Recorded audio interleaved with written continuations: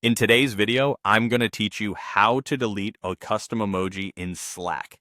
By the end, you'll know exactly where to click, what to look for, and how permissions affect who can remove which emoji so you can clean up your workspace without any confusion. First, open Slack on your desktop, either in the app or in your browser. In the top left corner, you'll see your workspace name. Click that to open the workspace menu. This is the starting point for accessing your customization settings.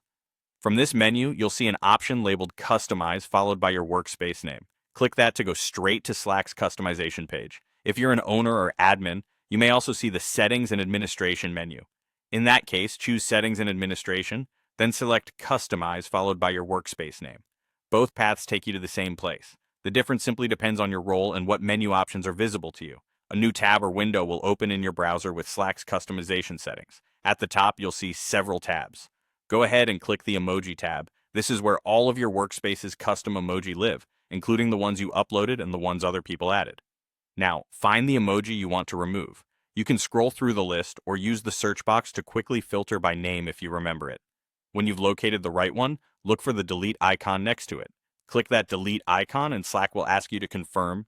Read the prompt to make sure you've selected the correct emoji, then confirm to finalize the removal. A quick note about permissions. Regular members can only delete custom emoji that they personally uploaded.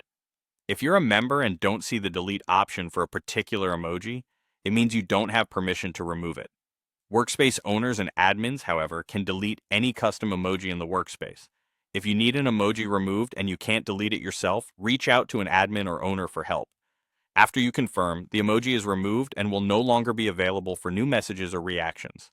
It's a good idea to double check that you deleted the intended emoji, especially if several have similar names or images. That's it. You've successfully removed a custom emoji in Slack by going through the Workspace menu, opening the customization page, heading to the Emoji tab, locating the emoji, clicking the delete icon, and confirming. Thanks for watching, and happy organizing.